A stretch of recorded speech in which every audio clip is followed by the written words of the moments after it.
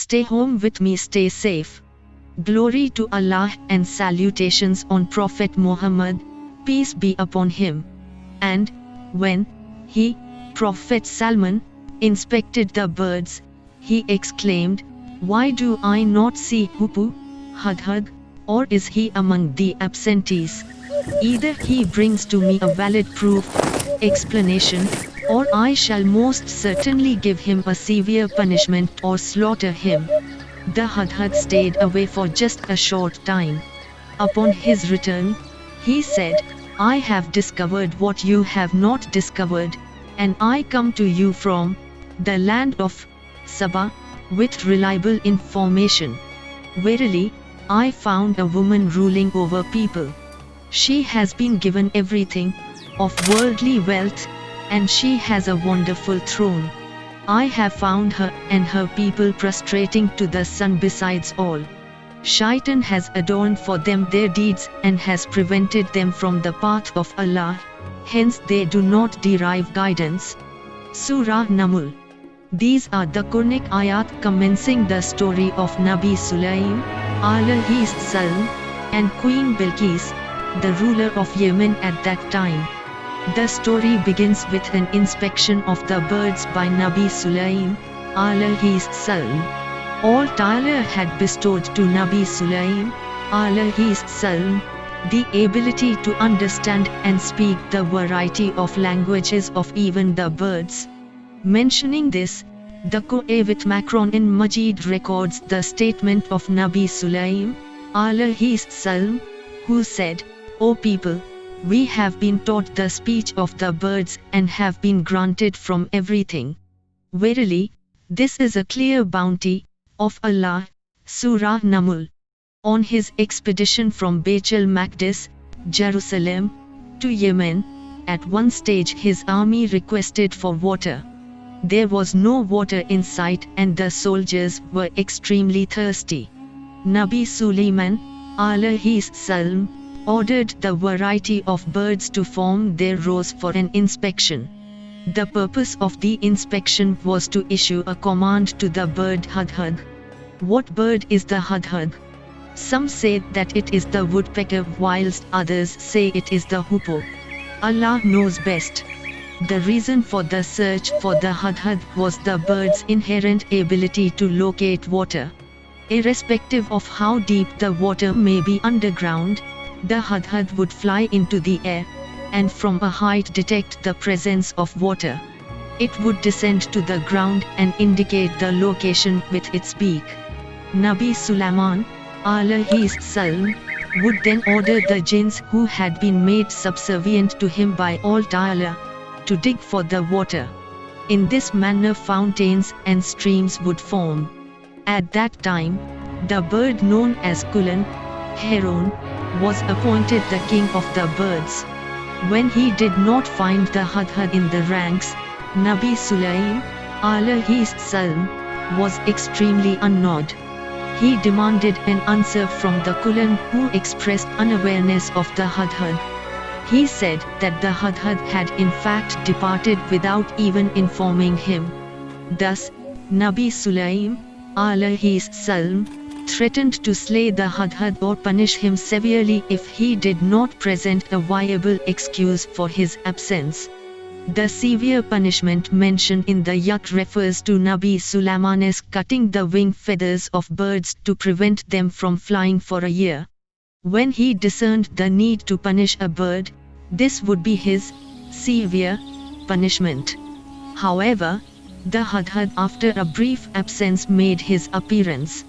His companions among the birds informed him of the anger of Nabi Sulaim, alayhi salam, and the threatened severe punishment.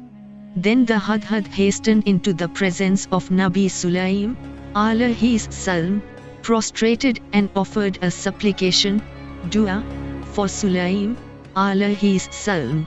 It pecked at the ground with its beak in submission and obedience.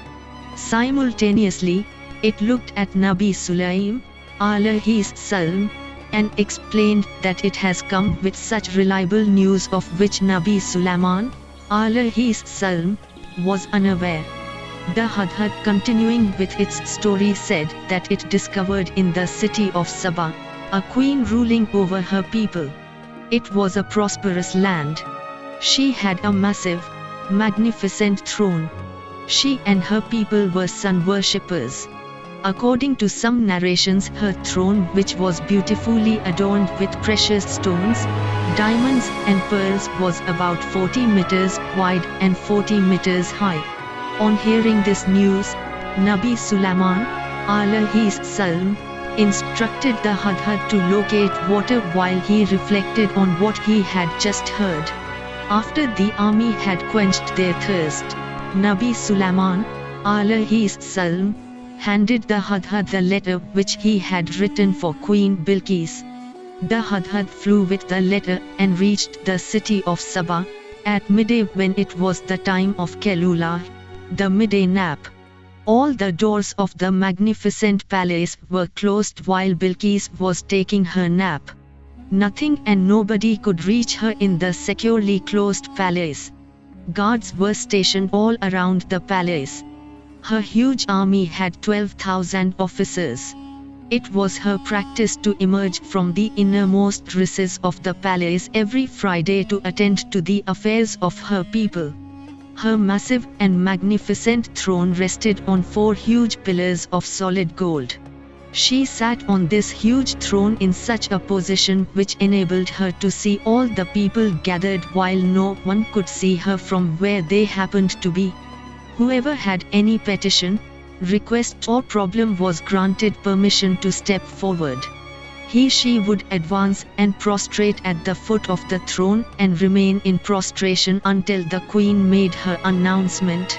At the end of the day, after having attended to the affairs of the state, she would return inside her palace, and no one would see her again until the next Friday.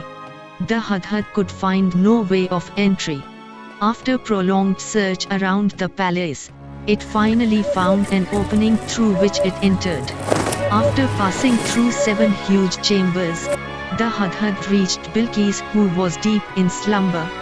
The bird dropped the letter close to her.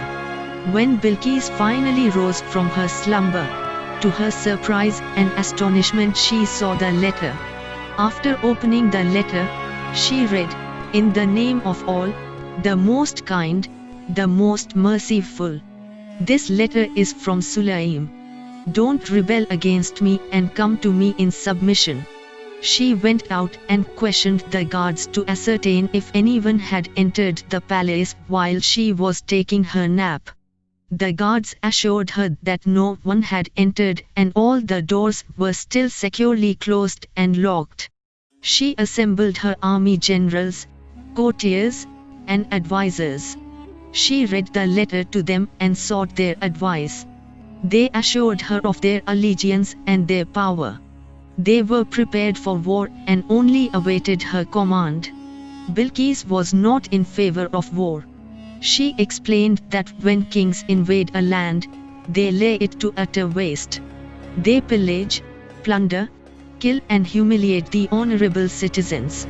She decided to send expensive gifts to Nabi Sulaim alayhi salam to see his reaction.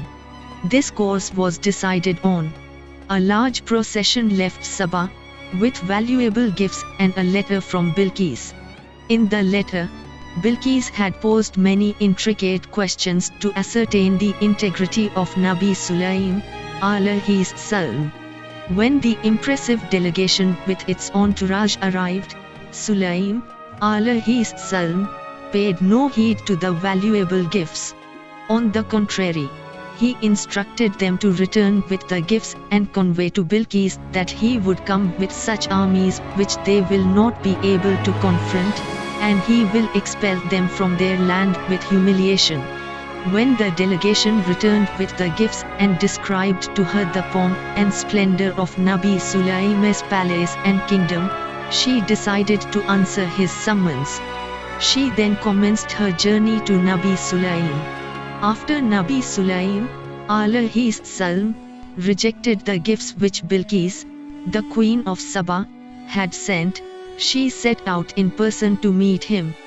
Before she set out on her journey, she assembled her council members and explained that it was clear to her that Sulaiman, alayhis salam, was no ordinary worldly king. He was backed by divine power, and confrontation with him would be disastrous. She made extraordinary arrangements for the protection of her throne. She arranged for many more soldiers to guard the seventh chamber of the palace where the throne was. This chamber was securely locked and no one would be able to enter in her absence. Meanwhile, the Hudhud had informed Hadrat Sulaiman, alayhis salam, of the journey of Bilqis towards him. Addressing the chiefs, who consisted of men and jinn, and who were all his subordinates, Nabi Sulaiman, alayhis salam, inquired whether any one of them was able to bring the throne of Bilqis to him before her arrival. Present in the gathering was Ifrit, a giant and the most powerful of all the jinn. He said, "I shall bring her throne to you before you end the proceedings of your court." Usually, Hadrat Sulaiman, alayhis salam, escort proceedings endured until about midday.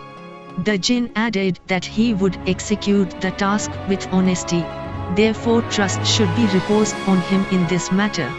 Immediately after the jinn advanced his proposal, Asif bin Bakaya, who was an alim of the Al-Is book, and who had the knowledge of the Ism-e-Azam, a name of all Ta'ala known to only a few select awliya, said that he would make dua to all Ta'ala, and he was confident that he would deliver the throne quicker than the jinn. Although some Mufassirin say that Asif was also a jinn, the majority view is that he was a human being. The name of his mother was Batura and she was from Bani Israel. Nabi Sulaiman, alayhis salam, said to Asif, "If you are able to accomplish this feat, you will be victorious. If you fail, you will humiliate me among the jinn, although I have been appointed the ruler of men and jinn." Asif renewed his wudu, went into sajda, recited the Ism-e-Azam and supplicated to all Ta'ala. As he supplicated, the throne of Bilqis disappeared into the earth, and instantaneously appeared outside where Hadrat Sulaiman, alayhis salam, was seated on his throne.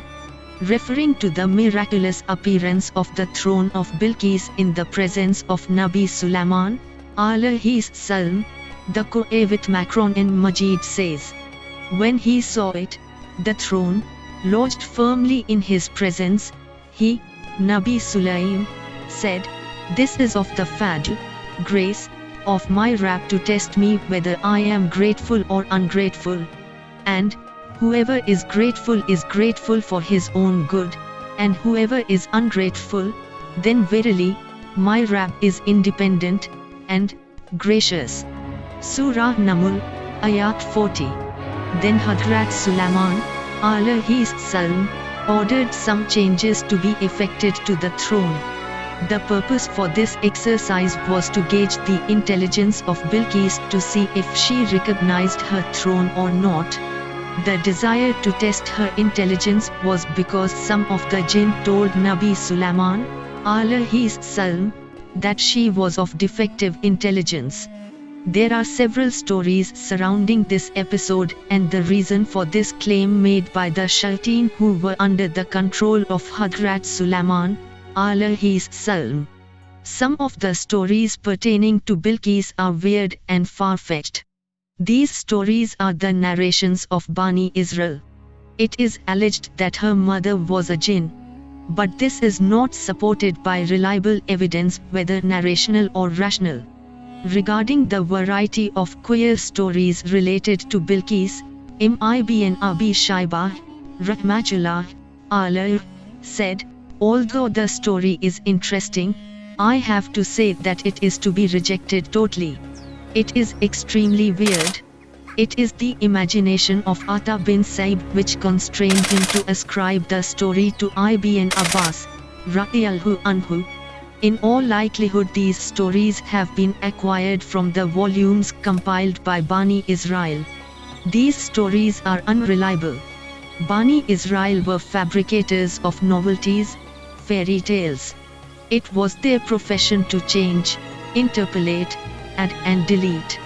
We are grateful to all Ta'ala that He has not made us reliant on them for ascertaining the truth. He has bestowed to us His kit via His Nabi, Sallallahu Alaihi Wasallam. He has delivered to us such information which is beneficial. This divine information transcends greatly what they, Bani Israel, narrate, while at the same time it is very beneficial and cautious. All praise be unto all. After Bilqis had arrived, Hadrat Sulaiman alayhi salam asked her, "Is your throne like this?" She said, "It appears to be the very one." Surah Naml, Ayat 42. When Bilqis saw the throne whose appearance had been slightly altered, she responded with caution.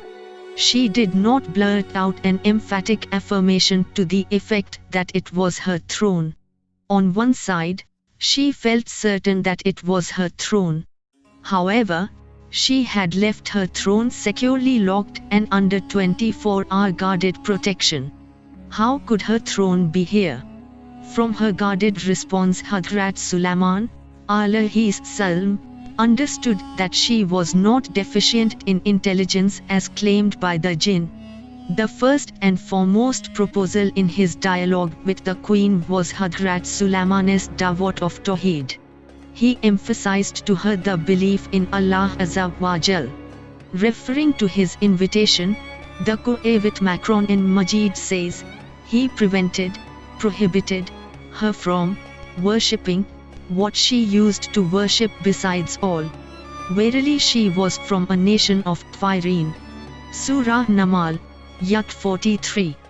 This dialogue took place in a glass palace which Hadrat Sulaiman alayhi salam had ordered the jinn to construct before the arrival of Bilqis. It was a palace of exquisite beauty constructed with the highest quality glass. The floor of the main hall where visitors would enter to meet Hadrat Sulaiman alayhi salam was made of solid glass with water flowing underneath. The water was filled with fish and other forms of sea life. The glass floor was so magnificent and transparent that it created the illusion that the entire hall was filled with water. Nabi Sulaiman's throne, together with the seating arrangement of his courtiers and the other members of his council, were set out in this hall. Bilqis was told to enter. As she entered, she believed the floor was a river. Although she could not understand why Hadrat Sulaiman alayhi salam had instructed her to walk through water, she nevertheless obeyed. But she raised her dress and her calves were exposed. As she did so, Nabi Sulaiman alayhi salam said, "Verily, the palace, is constructed of glass." She said, "O my Rabb, verily, I have wronged myself. I submit with Sulaiman to all, the Rabb of all the worlds." Surah Naml, Ayat 44. The objective of the glass palace was to impress Bilqis and to shatter the image of her own grandeur and the glory of her kingdom. When she witnessed the external material pomp, splendor and power of Nabi Sulaiman alayhi salam, she understood the inferiority of her own kingdom. This had convinced her that Hadrat Sulaiman alayhi salam was indeed the Nabi of all Ta'ala. Hence she readily accepted Islam and surrendered her kingdom to him. According to some narrations, Nabi Sulaiman alayhi salam married Bilqis, while according to other versions he did not. However, he had entrusted a kingdom to her. In all likelihood it was Saba, in Yemen, which she had ruled. But now she ruled as a vassal of Nabi Sulaiman alayhi salam. Hadrat Sayyid Abdul Qadir Jilani, Rahmatullah alayh, states in his famous book, Bunyatut Talibin, Sulaiman alayhi salam married Bilqis. a son was born and was named Dawood. However, this child died during the lifetime of Nabi Sulaiman, alayhis salam. After a short while, Nabi Sulaiman, alayhis salam, also died. A month thereafter, Bilqis too departed from this world. Hadrat Sulaiman, alayhis salam, would visit her once every month in the kingdom which was assigned to her. His monthly journeys were made possible by a wonderful mu'jiza, miracle, which Allah had bestowed to him. Describing this mu'jiza, the Qur'an Macron and Majid say, "We made subservient to Sulaiman the wind. Its travel, in a morning was the equivalent of a month's journey, and its travel, in the evening was the equivalent of a month's journey." Surah Saba, Ayat 12. Nabi Sulaiman, alayhis salam, would command the wind to transport him and his entourage along with his throne wherever he wished to go. In a single morning or evening he would accomplish a journey which would normally take a month.